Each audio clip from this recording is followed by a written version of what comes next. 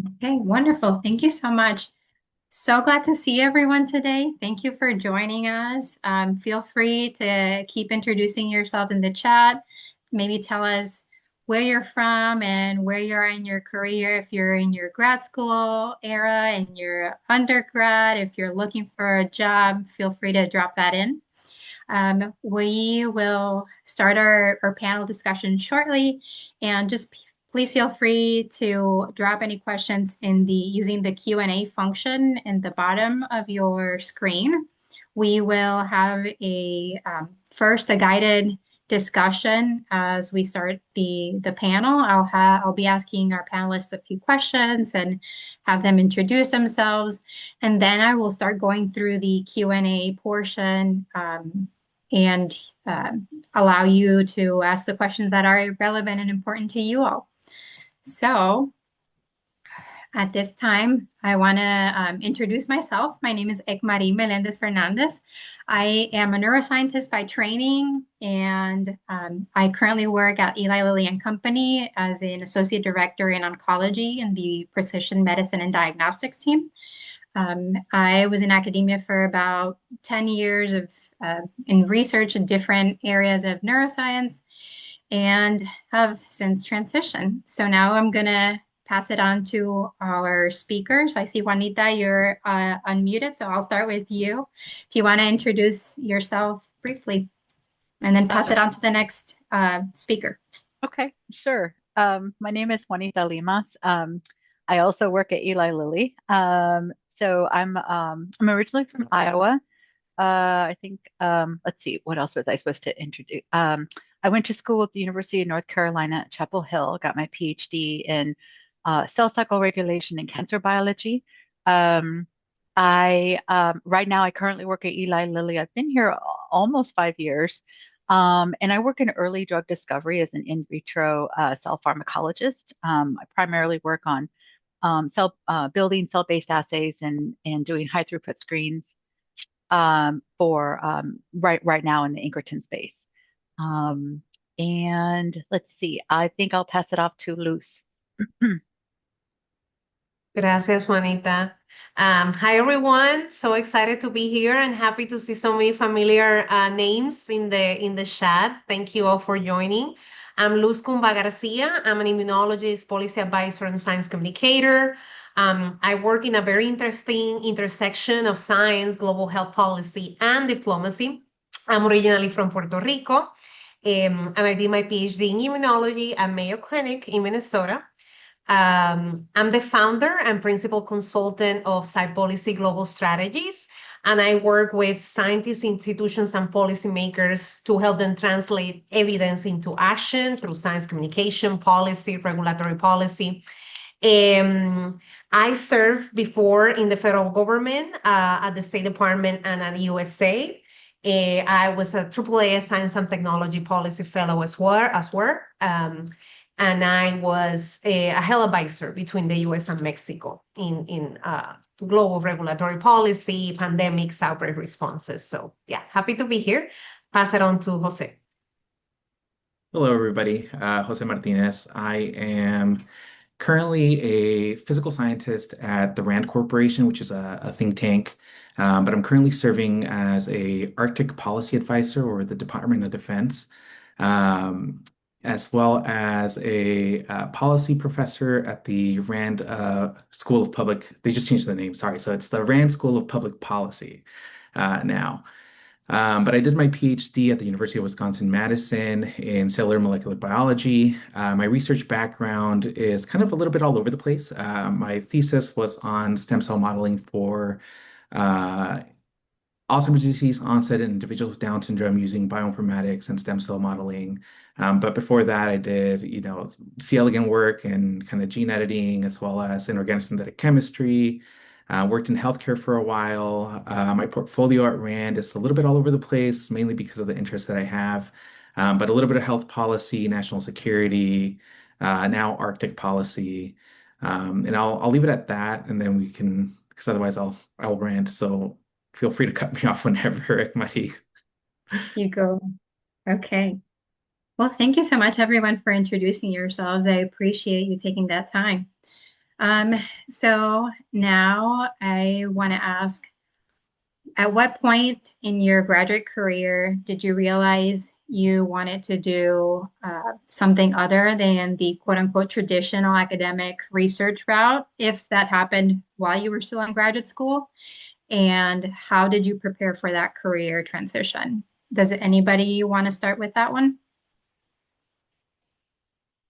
Sure, I can start. Um, well, I first started my PhD knowing that I didn't want to stay in academia. I know that's not normal, right? But my PhD advisor will joke like, "Oh my God, that first conversation that we had, you told me, oh, I'm not staying in academia. Do you have a problem with that?" I didn't say it like that, but he was just joking that I was very upfront about it, and I was very strategic of finding opportunities that will give me the experience that I needed to apply to the AAAS Science and Technology Policy Fellowship. That was the main goal. My interest in policy really grew from courses and extracurricular activities, like I like to call it. Also, I had a lot of mentors and colleagues that were part of the AAAS Fellowship or were alumni. And also, a pivotal moment that made me decide to go into policy was when Hurricane Maria affected Puerto Rico, right? I saw firsthand how international collaboration helped the scientific community, the scientific exchanges, and that was very meaningful during that crisis. And it made it very clear to me how policy, diplomacy, and science were interconnected between each other. So I started getting involved in voluntary organizations such as the Puerto Rico Science Policy Action Network. I'm the founder of the Science Diplomacy Network in Latin America and the Caribbean, or Diplo Científica. And through my work, through these voluntary organizations, at the same time I was a AAAS fellow, I started informing scientists and the public about policies affecting science in the island and in the entire Latin America region. Also, my involvement with the National Science Policy Network was crucial to do this like full transition into policy. And also, while I was at Mayo Clinic, I was participating in a bunch of clinical trials that we were obtaining patient samples for my thesis dissertation. And it was very important to understand the nuances of that regulatory policy aspects and how that informed scientific collaboration, especially when you were dealing with patients from all over the world that were visiting the clinic. So yeah, I think it was a combination of things, but definitely I started to be very proactive from the get-go. There isn't like a specific perfect time to do so, right? It's just a matter of identifying that something is fulfilling for you and taking the steps towards that main goal. Thank you, Liz. Any other Yeah, happy to go next. I think, like Luz, I also came in hot to my PhD interviews, and I think I was very clear in my application saying I want to do policy interfacing with science. And that was a challenge because, as we know, it's a kind of uphill battle in classic academia to say I don't want to be a bench lab scientist, but I want to do bench lab work for my thesis. But it all for me started when I was deciding between kind of careers after undergrad. So I graduated with a PhD with a bachelor's in biochemistry, and at the time, like many biologists in undergrad, we were debating med school, grad school, or MD PhD, right? And so I'd had experience working in a lab. So I spent about 2.5 years working in healthcare as a medical assistant and as a clinic administrator after a while. And my aha moment was really during the Zika outbreak. I was at the time like 22, 23 in a room of administrators deciding best practices and policy for our clinic in terms of how are we going to treat patients coming in from the Southern Hemisphere back into kind of at this time California. And I realized, as a 23-year-old, I was kind of the only one that really understood the basic biology that was coming out of the CDC in terms of, what are the protocols we should be taking, and was trying to translate this to the policymakers in our clinic. And that's kind of what made me realize that I wanted to do more than just kind of bench lab work. In grad school, I, pursued my biology PhD, but I also did a dual degree. So at the same time as my PhD, I was doing a master's in public affairs. I don't think you need to do a master's of public affairs at the same time as a PhD or to get a policy relevant job. But it helped understand how to craft things like white papers, memos, communicating in a concise manner. What are the thresholds of acceptance? So in science, we like to stick to our kind of percentages of p-values and what does that mean and how does that translate into policy and what are the thresholds there. So I did that master's degree and I did an internship at the Rand Corporation. So if you're a PhD student, there is a summer graduate program for internships at Rand. You act as a researcher for the summer. The application opens up, if I'm not mistaken, in October for the upcoming summer cycles. Highly recommend that. And so, I think my aha moment came before grad school. There was a lot of things that I learned during grad school, both in the PhD that are relevant to working in a think tank or working in government. Taking opportunities to write papers and publications in kind of policy journals while you're a grad student is also a good opportunity. Um, I'll leave it at that and pass it over to Juanita if she has anything else. Sure. My my path was very different. I didn't come in hot.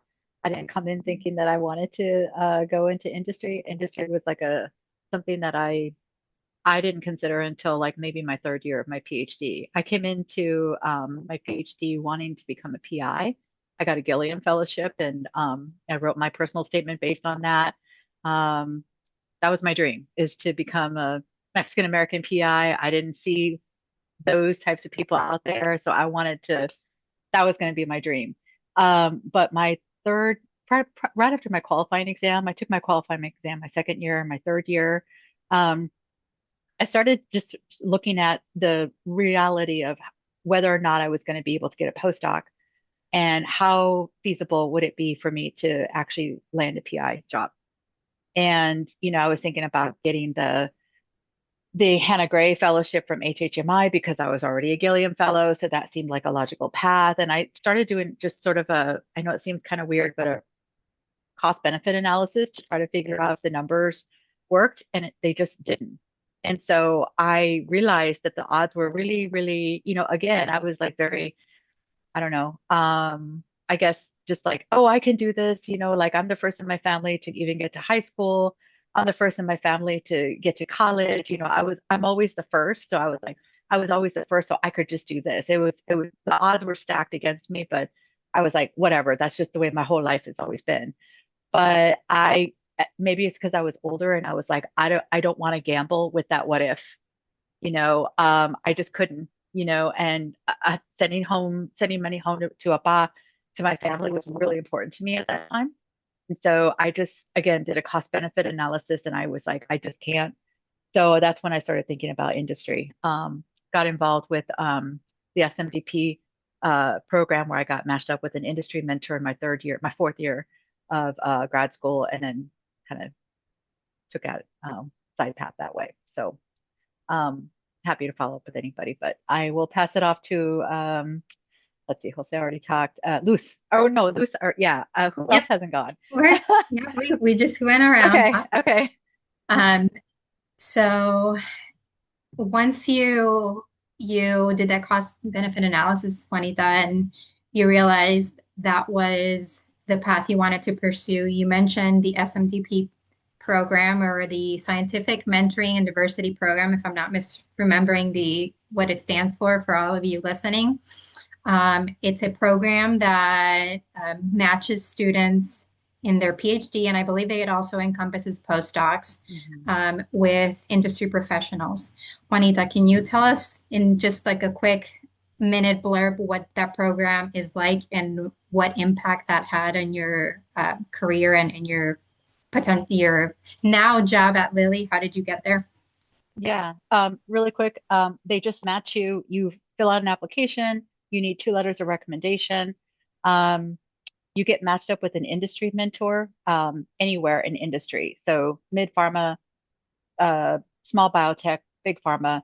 So there are people that have bought into this program that are other pharmaceutical companies and they become sponsors. I was matched up with a senior vice president at Amgen. You work with them for a year, minimum of, it's a mentoring program. So once a month, you're supposed to meet for an hour with them. You can meet more, but once a month is the minimum. I met with my industry mentor. She offered to meet with me every other week. I took her up on it because I know that those, they don't give up their time very easy. So we would meet every month. It would be like something related to how to craft your resume for industry. How do you look for a job? How do you negotiate salary? How do you getting over my fears about I wasn't smart enough to go into industry. I always thought in order to be in industry, you have to be really smart for your PhD. You have to really be specific and really know something that industry wants, and like not realizing that industry is, they really value quote unquote the soft skills a lot. And so in academia, when I was told like all the extracurriculars weren't valued and stuff in industry, they were like, absolutely not. That leadership is very important for us. So it's a year-long mentoring thing, and then they help you basically, hopefully, try to land a job somewhere. So there's no guarantee, but it's just career development. Wonderful. Thank you so much for that. And I put the link in the chat. There's 2 versions of the program, but if you access that link, you'll be able to get all the information you need. Okay, so I'm going to start with some of the questions that our colleagues are dropping in the chat. So the first one reads, networking is always the one piece of advice given to those entering biomedical industry. Do you have any tips for productive networking or perspective on good practices? Feel free to unmute yourself and just jump. I do, if you don't mind. Yeah, oh my gosh. Yeah. So I get asked all the time on LinkedIn. I get people reach out to me all the time. I'm looking for a job, da da da da. And I will have these informational interviews with people outside of work hours. So I set up my own Calendly account, my own Zoom account, and I do it so that I don't run into issues with me being at Lilly and doing this, because my job is not to be a recruiter at Lilly. My job is to be an in vitro cell pharmacologist and to do the data. So I do this at night. And a lot of times what will happen is people will meet with me for 30 minutes and we'll have a great conversation. And then I won't hear from them again. And then maybe 6 months later, they'll find a job, online. Can you give me a referral? And what I really want people to understand is that it's very hard for people to put the professional reputation on the line for somebody that we've only met for 30 minutes. And I know it seems really crude to say it like that, but the thing I always, the example I always give is this happened to my husband when he was at Blue Cross and Blue Shield. He's a financial analyst years ago. Met somebody online. She was really nice. Gave her a referral 6 months later. She onboarded on Blue Cross and Blue Shield, North Carolina. She had a serious drug problem. And it turns out that like she was embezzling money and all this stuff. They asked, how did she get a referral there? It came back to him. And so then all of a sudden, anything that he would recommend is just done. And so I won't do that. And so my biggest piece of advice to people when they're starting to network is to network early. Don't start in your 5th year of your PhD and think, oh my God, I have to get a job. You need to start as early as your first year. If you can't start in your first year, start now. Start tomorrow. And have a conversation with somebody in industry, but then like keep in contact with that person. You don't even necessarily have to set up a 30-minute meeting. You can just email and say like, hey, I just wanted to keep you up to date. I submitted in my first paper. Looking forward to it. Here's my DOI if you ever want to read it. Or I thought I'd give you a life update on me. I found a new protocol or whatever in the lab, and I'm really super excited about it. Just thought I'd give you an update. Hope you're having a great week. And just form that relationship with said person, because then it makes it a lot easier to build a relationship and to get a referral. So I guess that would be my biggest piece of advice. 100%. Second that. I've had the same experience as Juanita, and like, we want to help you. And personally, my life motto is pay it forward, right? A lot of people have been there for me, have done a lot for me. So I want to help others, but I can't help you if I don't know you. I can't help you if if we haven't developed that relationship, if I don't know what exactly you're interested in, because sometimes people also reach in like, hey, I want a job. Can you help me find a job?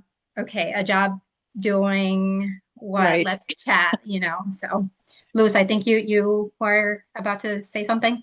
No, I echo everything. I know this question was targeted to biotech, right? But it's the same for policy and international affairs. I think it's a matter of relationship building, and this is something that I have thrived and that I heavily rely upon in the past year.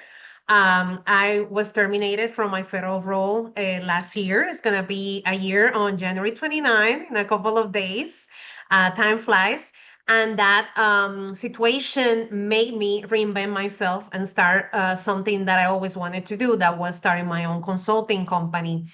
And the vast majority of the contracts, the clients, the speaking engagements, including this one, is through relationship building. Is about who you know, okay? Especially with the current climate, there are no jobs. I don't want to be pessimist, but we have to be creative, right? In ways and come up, create your own opportunities from nowhere. And I think a way to do so is having these key relationships, working on them, right? Because you have to nurture these relationships.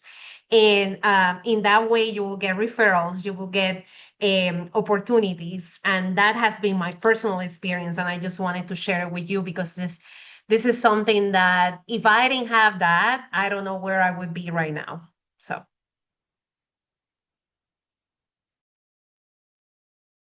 Absolutely. Okay. So let's see. Next question is for Luz. Why did you not simply enter into epidemiology to be well-versed on policy programs? Do you feel your PhD allowed you to compete for jobs against candidates who hold an MPH?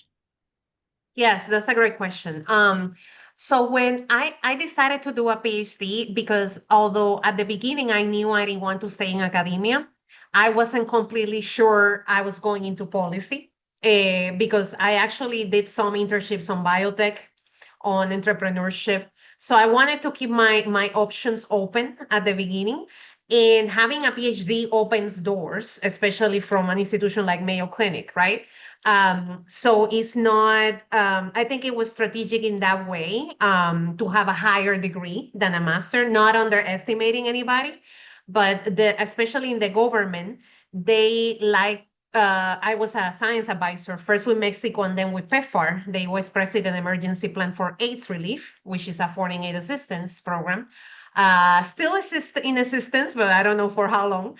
The thing is, they prefer people that have these deep analytical skills, specifically with a thesis dissertation, a PhD thesis dissertation, somebody that have like more years of experience, right?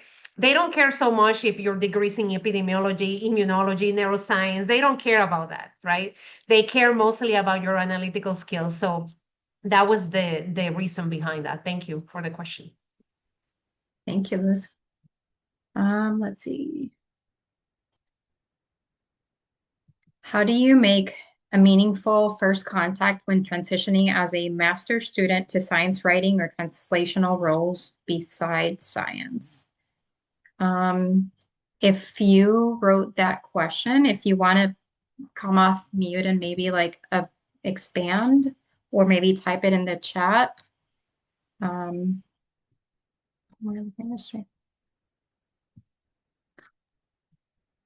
Let's move on for the sake of time. Yeah, I would say that there is for attendees, there's an option to raise your hand if you want to go up to the stage. Thanks, Rob. Yeah, feel free to raise your hand and be able to chat directly with our panelists. Okay, Rohit, feel free to go ahead, unmute yourself.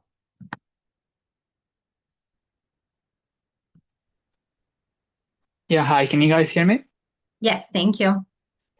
Perfect. Yeah, and just to be a bit more specific, I think in terms of as a master's student myself, kind of transitioning into roles like scientific communication, scientific writing in a way that's can show value or is valuable at the outset. Because I've heard of and I've talked to people in my cohort and at my university. I think scientific writing is something that's there is value in it, but not inherent value right away, at least from a sustainability perspective. So I just want to get a bit more advice on that.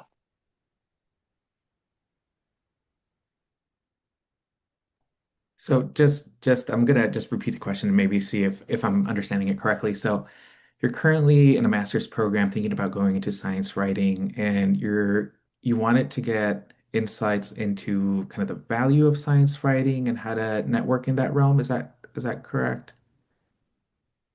Yeah, yeah, that's correct. No, I think that's a great question. I think it also applies to a lot of the transitional things that we do coming in from like a scientific background to something else is, like what's the value of the education that you're getting and how do you make meaningful connections? And quite frankly, like I try to connect a lot of the stuff to the things that we learn in the science realm. So as a master's student, depending on your program, you probably have to identify like a lab or a mentor right off the back, right? So to make those meaningful conversation or connections to kind of find that mentor, you have to do a lot of homework, read up on what people are doing, try to identify whether your background or interest kind of lines up with what they're currently working on, and the style kind of fits, right? I personally don't do necessarily strictly scientific writing per se, but I do have colleagues in that realm, and something that they keep reminding me of is that, there's scientific writing in academia, there's scientific writing in foundations, there's scientific writing in private industry, and then there's Mhm. consultant scientific writing. And they all have different styles, different purposes, and offer different kind of outcomes or results. So I mean, I strongly encourage you to kind of identify, people who are currently working in that field, make meaningful connections by saying, hey, like I'm really interested in going into this area. I'm curious about what differences you've encountered coming from either your background or their background and what prepared you to be able to do that role. And get a sense of, well, what's the difference between, your scientific writing while you were in grad school versus the scientific writing you do now? And are there different approaches to it? And do you recommend any free like seminars or things that I can do online that'll help me prepare for this? Yeah. Thank you, Jose. And I'll just add, based on some of my colleagues' experiences, there are many like online workshops that you can do. And if you're just trying to sort of build up your portfolio, there are different publications like for the ASBMB, the American Society for Molecular Biology, and many other societies, Society for Neuroscience, et cetera, that typically will have a pool of volunteers that write on a particular topic. So one of them could be doing sort of like a review of a poster or a scientific presentation in a conference setting, or maybe it's an interview, interviewing a scientist about their work, or maybe it's just going a deep dive into a topic.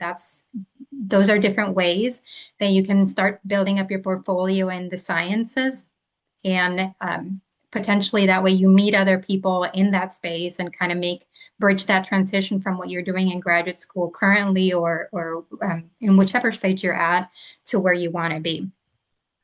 And then sorry, really quick, I Yeah, go. completely forgot that it's been a while. So when I was a first, second year PhD student, I kind of did this ComSciCon organization, which is a organization that has chapters all across the US and regional chapters, and they offer science communication workshops. They have a national conference. They kind of help you develop a narrative to start getting into science communication, and they cover things like legal science communication, like general public communication, and different areas. So I highly encourage you to look into that. And the link, I think I dropped it for everybody on the chat, so it should be available there. And they do, I should say, they also, unless things have changed with funding, back in 2018, 19, they offered a fully paid like workshop that they would fly you out to a region, and then you could spend 2 to 3 days with them doing science communication writing training. Thank you. Okay, so when you all were looking for your particular jobs, what did you look for or look out against? So what were you looking to what did you want or what did you want to avoid? Yeah.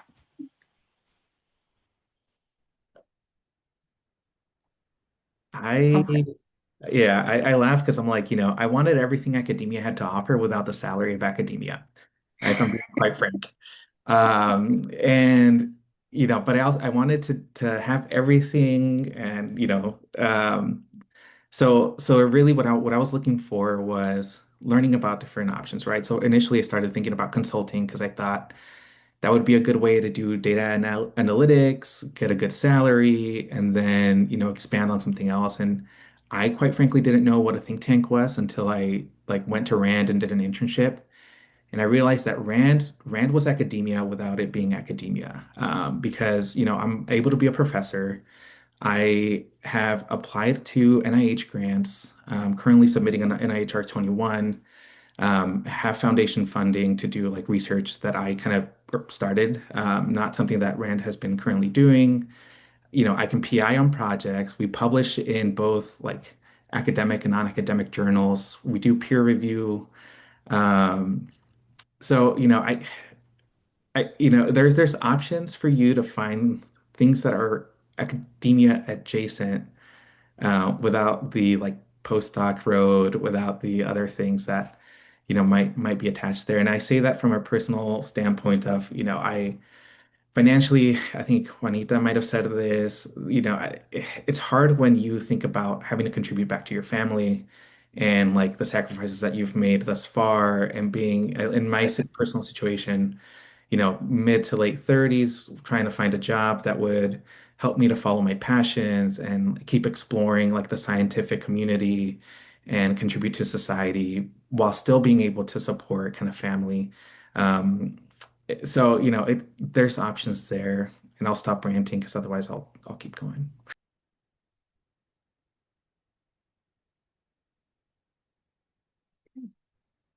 Um, we'll move on. This is a question that I think most of us have struggled with.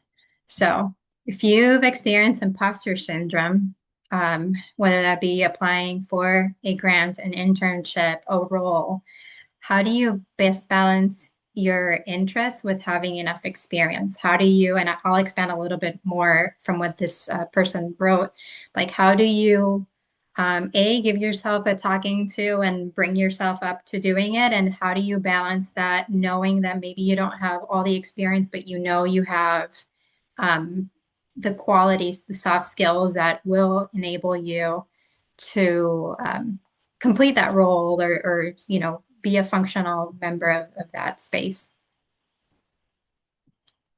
And feel free to mute yourself and go ahead. I think there is like a balance, right, between being like, I mean, you have to promote yourself, but at the same time, you have to find ways to be humble, right, to be down to earth at the same time. And the only way to achieve that balance is practicing. I know it's complicated, especially for those of you that are introverts. For me, it's easy because I'm an extrovert, but not everyone has, the same personality, and that's okay. Um, I think a way that I help others that are more introverts is I facilitate connections. Maybe you have colleagues, friends that can facilitate that connection, can make that initial introduction, and can put a good word for you. Again, leveraging on those relationships that Juanita was discussing, that we were discussing in the previous question. Um, I think there has to be a balance on there, but also you have to be your best advocate. I mean, especially in this current environment that we have, you have to sell yourself. So I've been through my consultancy. I'll put the website, that the link to the website in the chat in a minute. I've been providing capacity buildings and workshops on personal branding. how do you sell yourself, right? And that's an asset that not only scientists need, I think every professional needs them. And a good way to sell yourself nowadays through social media, right? Especially through channels such as LinkedIn, is the one that I'm using the most for professional things. So having a strong media presence and a clean one especially is very important. So that's a way to facilitate those networking connections for sure. But just to have you can practice this. You can practice an interview style with colleagues as well, where they ask you questions about your expertise about certain things. I have that those mock interviews is a good way to go, and I have done it with peers as well. Thank you, Liz. Yeah, I mean, I think that's this question is one that you kind of never stop struggling with. And it's a good thing, right? Because I think at least I'm a very positive person when it comes to these type of things, because if you're not, then it's kind of hard to go through these things. But I like to see this question as, if you start feeling like you have imposter syndrome, it's probably because you're leveling up, right? Like you're getting into a place where it's uncomfortable. It's something new. You don't know if you have the skill set, but you probably do. Or if you're not, you're working towards learning it. I ditto find your advocates, but be an advocate as well. As an example, when I started at Rand, I was starting to interview with people. So the way that you get projects at Rand is very much like grad school. You go in, you don't have any projects, you have a salary, but you got to fill your salary based on projects. And so then you go and you talk to a bunch of PIs and you're like, hey, I read your paper on X, Y, and Z, and you're doing this. Do you have any time that I can spend on your project? And there was a lot on AI. And my thought as a scientist coming from grad school, machine learning, I was thinking like, okay, great. Like we need to know foundational machine learning versus LLM versus natural language processing models versus like deep learning versus, forest decision making trees, the black box, what does that mean, and all that stuff. Well, it turns out that like what I thought the baseline knowledge was needed to do these projects was like 100 times more than like what they are actually looking for. And so I started to learn that what you need to ask is, what is your project needing? What's the baseline requirements for this role or this thing that I need to do? And do I have that or do I exceed that? And so started talking to other people about that and kind of how to approach that. So yeah, advocate for yourself. Being uncomfortable, it's okay and it's good. And advocate for others as well and connect people. I think that's totally true. Like, we're our network and we can expand that by connecting with others, and connecting others with others, and then that just keeps growing. So yeah. Thank you. I know this is gonna sound really bad, but my husband always tells me, my husband is Black, and we've had lots of conversations about this, and he was like, "Your problem is you don't think like a man, and you need to think like a man." And I was like, "What is that supposed to mean?" And he was just like, and he's like, "I'm a man." He's like, "Men are mediocre. We will ask, and we might get something, and we might not." And I was like, "What? Like this is like ridiculous that you would even say something like that." And like, yeah. I mean, he tells me, well, literally, that's what my husband tells me. He's like, think like a white man. If you want something, just ask for it. The last thing they'll do is, I mean, if they tell you no, they tell you no. But Right. it's easier said than done. I will say that it's much easier, and I think it's especially more problematic for women, and especially for women of color, because you're taught to be humble. You're taught to, like, calladita, se ve bonita, all this stuff. And like, why would you ask for that? Like, you're just being, pushy, versus if a man does it, it's different. And so it's taken a little bit of time for me to get over, or you don't really get over it, but I've gotten much better at asking for things. So I recognize my value. I recognize that I'm a hard worker. I'm told that many times at work.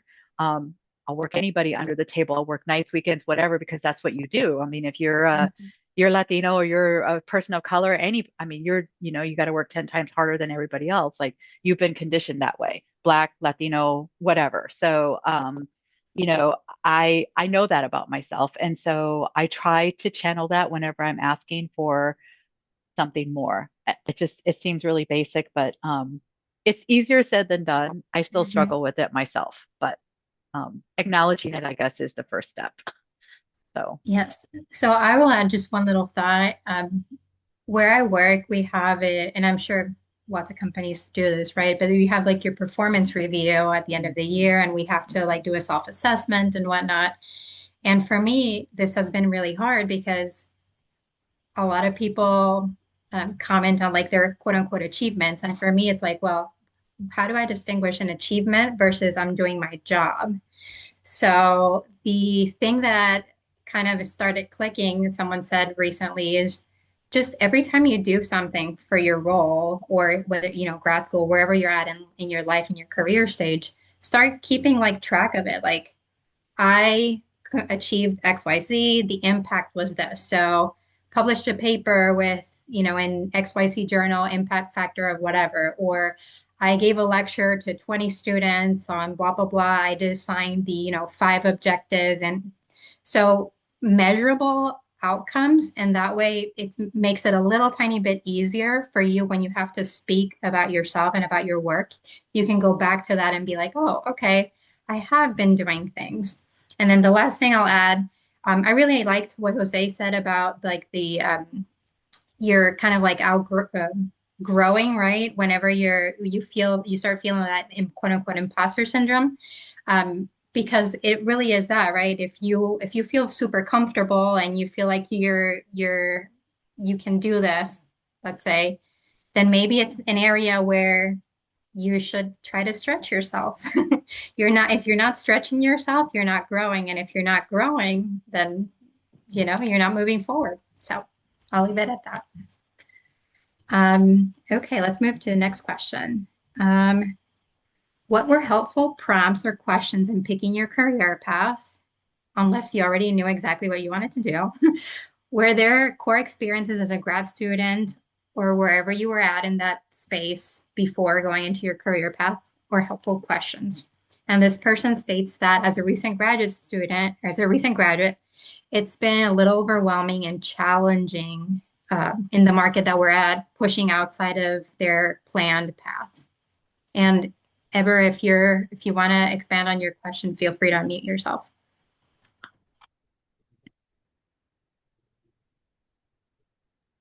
Well, for me, a big green flag was oh, Herbert, you want to say something because you were the one that asked that question, I Herbert. was just gonna, that was my question basically, but I know y'all have already spoken a little bit to it, but yeah, like Mhm. things that were core and helpful and thinking about what you want to do with your career path. And for me, it's like there's a huge, like it feels like a big commitment. And did you think of it that way?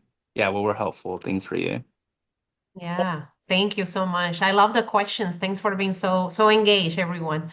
So for me, a big green flag was how excited and motivated I felt every time I had a policy commitment or I was participating in a training or in a conference or giving a talk. I was the unicorn in my grad program. The part that I enjoyed the most was interacting with people and presenting my research and talking about the translation. And scientists normally hate that part, not everyone, right? But at least the ones that I interact hate the public speaking part, and I was the opposite. Mhm. So that was a green flag for me that this was the right path. Just the how you have to follow your gut, honestly. I know it's very ambiguous, but it's the truth. I will watch how my face will light every time I will talk about it. And that was it for me. How excited I got in comparison when I was doing experiments in the lab, for example, that I need to do in order to graduate. Right? Don't get me wrong. But that was a big indicator for me. Yeah, and I just wanted to add, I think even though as I usually now polish my narrative of my life and how I got to where I am today, I think that's a flaw that I have that I tell my story as when I was in clinic, that's when I knew I wanted to do health policy, right? And I say that now just to kind of make it a more linear narrative. But realistically, when I was in undergrad, there was kind of four core questions that I kind of came up with. And really it was like, who am I? What do I want to do sorry, I wrote them down because I kind of get emotional every time I kind of try to talk about these things. It's like, who am I? What do I want to do? Why do I want to do it? And for who do I want to do it? And that kind of helped me at every kind of fork on the road, trying to think and center myself into what direction I'm going, what do I want to do? If I was doing it for like selfish or non or like unreasonable reasons, or because somebody told me that I should do it. Um, and one of the things that I learned was that we're from an early age taught to find an ideal job. Like, what is your dream job? Is the questions that you get, right? Like, you're very anchored to the one thing that you want to do or that you should be doing or thinking about trying to get to. Where asking myself these questions, I learned that really it's more about for myself, and I should just speak for myself, is what is your dream impact? What do you want to do as a result of the job that you're doing? And that kind of helps open the aperture to the type of jobs that you can do, right? Like if you answer, I just want to help people, great. You don't have to be a doctor. Like you could be a medical assistant, a health admin person, a researcher, a librarian, so trying to figure out, what is it that or helps make you feel satisfied with your day to day. For some people, it's literally like, I want to find the candle in the dark room, and that's the 1% of the experiments that work. For others, it's I want to make sure that my family's financially stable, and you can do that in different ways. So yeah, I mean, I hope that's helpful. Absolutely. And there are so many career paths with a PhD, a master's degree. I think we are slowly moving forward towards making these career options broadly available and broadly like advertised to graduate students. But as Jose said, like if you ask these questions to yourself and you start identifying areas that you like speaking, writing, or maybe you just really like the education piece and whenever your graduate program goes out on like a volunteer opportunity, you really like teaching kids, like make note of those things and honestly use AI. Like, what's a career in science where I can do X and Y and Z? And maybe that might help a little. Okay, let's see. Next question. Jose, for you, what are some skills that you have learned or refined while working at Rand?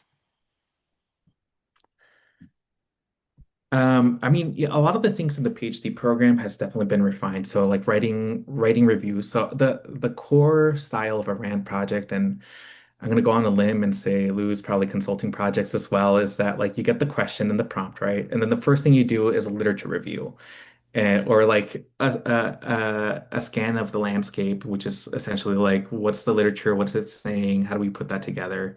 And then you're like, great, what's the question I'm trying to answer? Let's come up with our methodology and how we're going to answer that question. Is it already pre-established? And then you do a paper and then you submit that, right? So a lot of the stuff from grad school were refined. One of the things that I think I've learned from working at Rand has been how to think beyond like the things that are in front of you, right? So I did a lot of bioinformatics, so a lot of computational stuff in grad school. The very first project I came to at Rand, we were trying to answer a simple question of like, how do we optimize this client interface questionnaire, and how do we make sure that we get the right pathways for these applicants, right, for the specific government agency. And the way that they were doing it before I got there was just an Excel sheet, questions on like the the columns, and then applicants were on like the rows, and then going one by one, reading, trying to highlight, trying to identify these things, right? But in bioinformatics, one of the very first things you do when you get like a big data set is you do principal component analysis, which essentially this computer program takes all the data in for every single applicant, and then it tells you, oh, like these five applicants are similar, these are similar, and these are similar. So you end up with different groupings. And then you can ask this principal component analysis, well, what makes these groups the same? What makes them different? how is A similar to B, and et cetera. And so, being able to take kind of the skills that you learn from the bench and translating them to innovate in a different area, I think is something that I've learned since then. The soft skills that we're told that we should shy away from in grad school is something that I've definitely picked up on, especially working as a policy advisor now. Social currency is key. Like being able to talk to people, being able to relate to people, not just about like the topic itself, but hey, like, Ekmari, how's Indiana been? Like, you moved there not that long, et cetera. And live conversations that then tether you to each other so that when I need to know what's the industry looking like in the next 5 years, I could call you up and say, hey, like, hope you're doing great. Hope you weathered the storm. By the way, like, what are your thoughts on, and et cetera. A lot of these soft skills, I think, is what's been kind of brewing and helping and really trying to expand the repertoire of skill sets that you get in grad school. So say, let's see, any final questions? So we were talking earlier about that networking piece, and then trying to sort of keep in touch with people, just to build that relationship.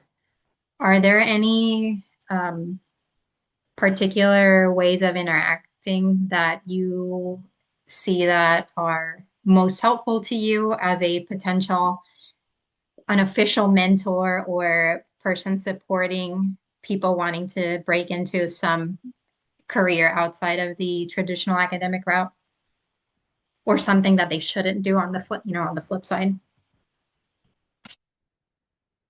I think the best way is to expose yourself, right? Go to events. Now that we are out of the pandemic, in-person events for me is crucial. Having that one-on-one connection would never substitute a Zoom call or having a phone call, right? So those things would never substitute the one-on-one contact. So I would try to be proactive and attend conferences, workshops, things in person that you're able to do that in a better way. Or if you are in the same city, schedule a coffee chat, an excuse to see the person face to face. I think I develop most of my relationships that way. Like I said, I am an extrovert, so for me it's very easy to connect personally. I know it's not the same for everyone, but the advice that I give everyone is to find one thing in common that you have with that person. It could be that you come from the same place, that you study in the same institution. Do some research. Social media is good for that as well. Look at their LinkedIn profiles. I'm not saying that you're going to harass them, right? But look at their website, LinkedIn profiles, and check what things you potentially have in common that could be potential conversation starters. That would be my best piece, because that's something that I do all the time. I really like I want to answer Valeria's question. How do you divide your objectives per year in quarters?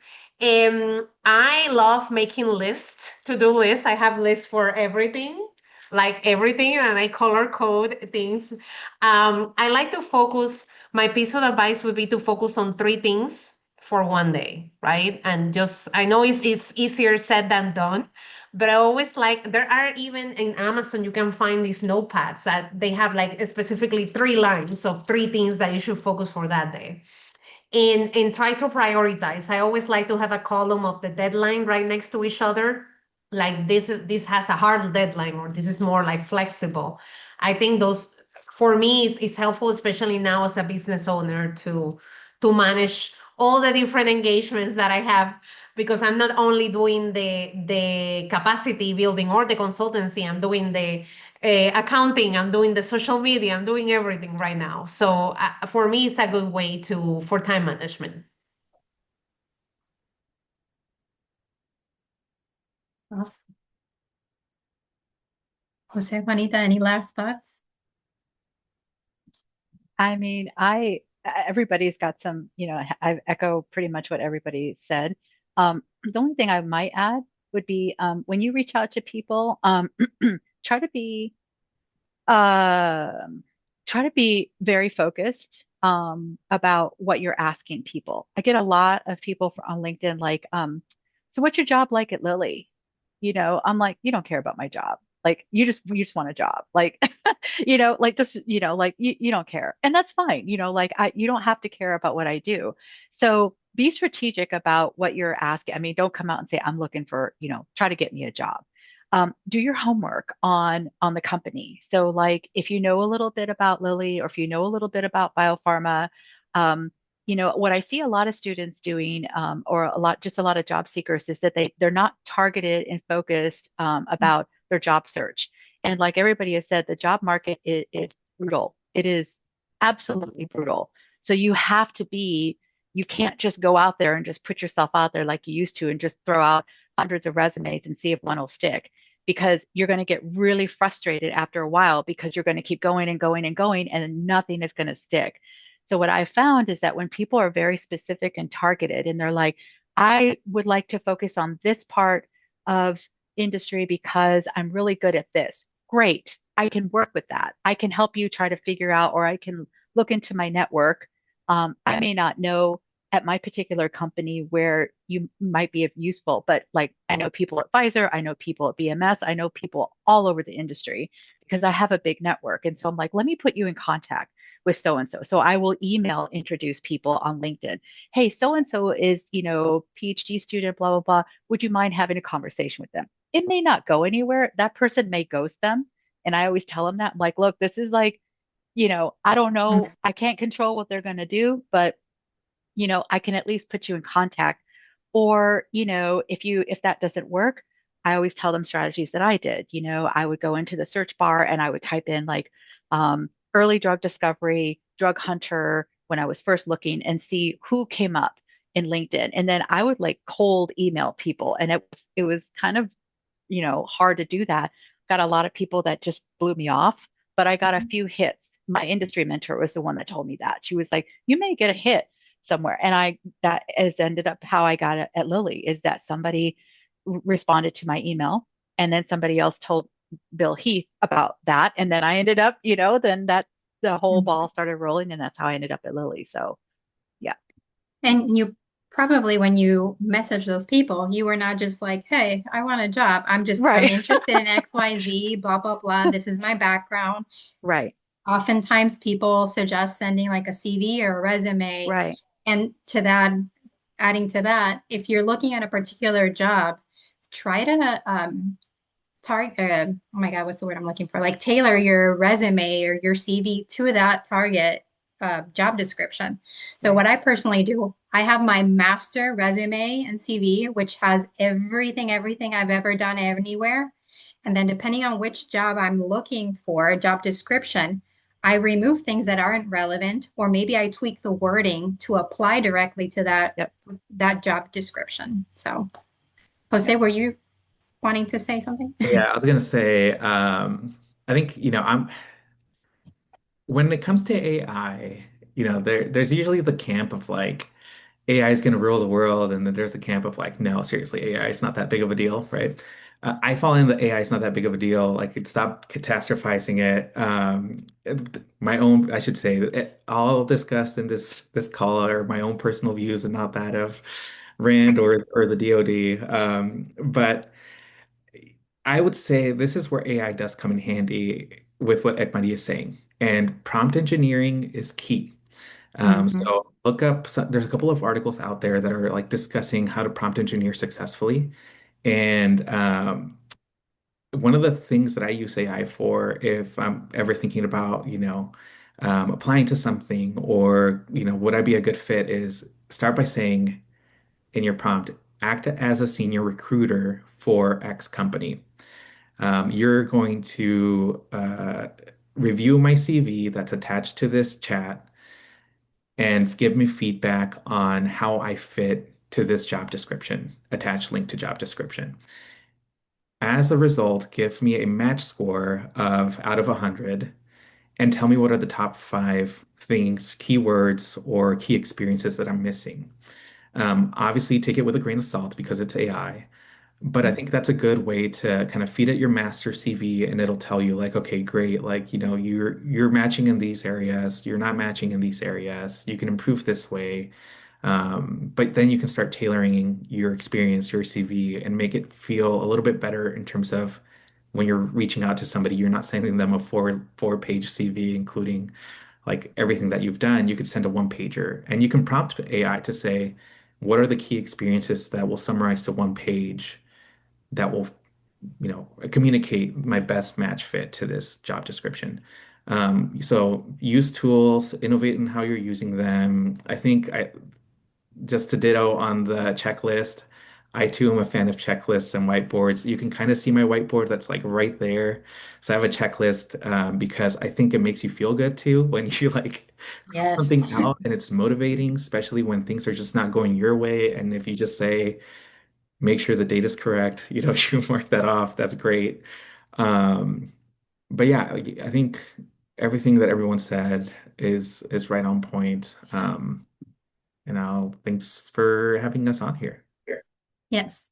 So thanks. Thank you so much to everyone who has joined today, and our panelists. I want to be mindful of everyone's time. So with this, I'm going to conclude our panel discussion for today. It has been a pleasure talking to all three of you and listening in on some of your insights, your perspectives, and reading your guys' questions. I do want to send out like a little plug that Cientifico Latino will have another session, maybe I think it's next month or in March on breaking into industry and consulting. So we'll have a little bit more information on specific careers. So keep an eye out for that as well. And with that, we're happy to conclude. Thank you so much to everyone. We appreciate your time and happy hunting.